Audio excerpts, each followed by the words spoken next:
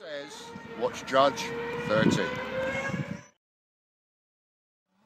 Martin James. Thanks, Steve. Yeah, well, Schumacher and Bridgestone, Ferrari, the combination to beat over in America 2 weeks ago, and everybody's saying it will be a very different story as once again Michael Schumacher and Fernando Alonso go side by side. Schumacher looking across at the man who took his crown off him. These two have done this quite a few times before as they go out on the track to start this final 15-minute knockout session. They have virtually a Grand Prix start, the two of them, side by side, and there's a real niggle as to who's going to lead the way. It's a matter of sort of macho pride between the two of them, isn't it? Well, I can't see a lot of other advantage except they're not running in the dirty air then, but their cars have got to cope with that in Grand Prix conditions anyway. But yeah, I think it's just going to be a boys' squabble to get themselves out of the paddock first. They'll be staring at those lights just like you do at the traffic lights when some hot rod turns up beside you, and Louise has found Mark Webber. Mark, few big scouts out early doors today. Were you surprised not to make it through? I knew it was going to be close. The other quali laps went quite well for me. The last one wasn't fantastic in terms of getting the lap together, not quick enough, and that's when you've got to do it. So yeah, missed a couple of tenths and weren't strong enough when it counted. So that's a shame. But yeah, Nico obviously got through, which is good. You know, we're right on the borderline. Yeah. Thanks, Mark. But what makes no sense to me is, yes, Nico got through, but he's got to take a 10-place drop for an engine change anyway, and it's actually Mark that got pushed out. So it seems as if Williams stood on their own foot there to a certain extent, although you can't choreograph that too well either when you just got to go and get the lap times done. Coulthard's going out to burn off some fuel. I wondered if he wouldn't even go out in the Red Bull because he's P10 at the moment, and Rosberg gets an engine drop, and Michael Schumacher goes up the inside of Alonso down at the hairpin. So Alonso's electric getaway in the pit lane did him no good whatsoever because he was caught napping. Now he's going to come back at him. What on earth is going on, boys? Steady on, you're only out there to burn fuel off, and thank goodness you've got 5 minutes less to do that today under these regulation changes. Fantastic entertainment between Fernando Alonso and Michael Schumacher. The fast-starting Renault got the drop out of the pit lane, but Michael Schumacher used all his cunning and wiles to get past Alonso in the hairpin. And now Alonso's the one driving in the dirty air. Mind you, they won't be doing as many laps as they were in the early part of the season. This session has now been shortened from 20 minutes to just 15, so they'll burn off quite a bit less fuel as a result of that.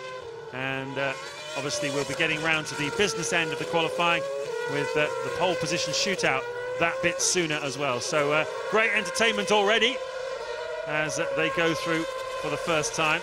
Remind you that the 10 cars in this pole position shootout are Fernando Alonso and Giancarlo Fisichella for Renault, Pedro de la Rosa and Kimi Raikkonen for McLaren, the two Ferraris of Michael Schumacher and Felipe Massa, the Toyotas, both of them making it into the top 10 once again, Ralf Schumacher and Jarno Trulli, and the two odd men out on their own without their teammates, Nico Rosberg and David Coulthard. There's another look at the past, Martin, and it's only Saturday. Look how far he came back from, and Alonso luckily saw him coming. At least one day they're going to trip over each other on this silly outlap, and Louise has found Rubens Barrichello.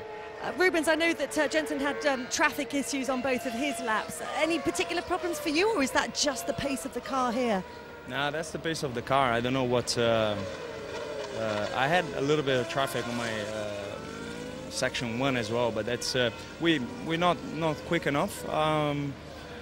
You know, we feel that we're missing the grip in the middle of the corner. The balance of the car is actually not too bad, but for the very first time since you know, my first 3 races where I was struggling, that's the real pace of the car, and it's frustrating. So the only thing is that on the race run, we were the only ones to get the times better. So it's still some smile for tomorrow. Having said that, we are starting quite a long way back. Thanks, Rubens.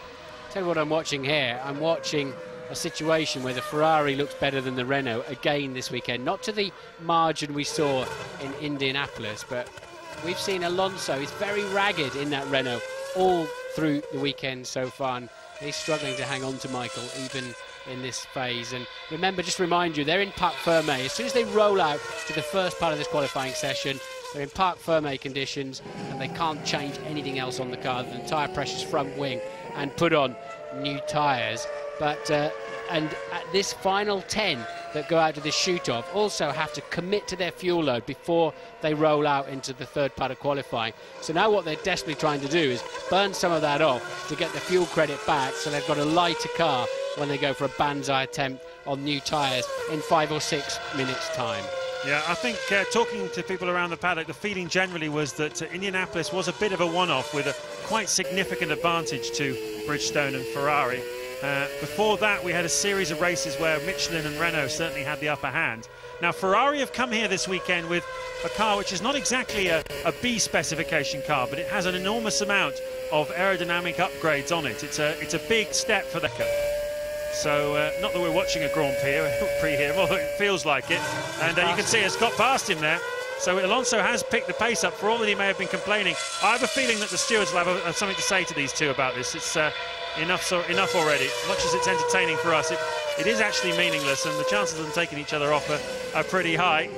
But clearly Ferrari and Schumacher had the early pace, and we were talking them up. But Alonso keen to make a point here, and he has been quicker the last 2 laps. The boys are having a grin. I don't think there's too much the stewards can do or say about it really, as long as they don't actually run into each other. So it's Alonso got a good toe down, and look how his body goes down inside the car when he hits the brakes hard. And Michael was getting ready to turn in as well. They're having some fun, aren't they? And Alonso now going even faster on this next lap. So, but as a reminder, they get 2.3 kilograms of fuel back for every lap that they complete now, and that's about what they can lob off. So in terms of the fuel burned, so every 4 laps they can get underway now and get behind them will give them something like 0.4 of a second advantage when it comes to the qualifying. They'll be 0.4 faster for the less weight that they've got to carry. Well, Kimi Raikkonen's out there at the moment. He's lapping in the same sort of pace as Alonso, and it is possible to get a few indicators for tomorrow's race, actually, from the relative pace that they're going, because whereas they were sort of trundling round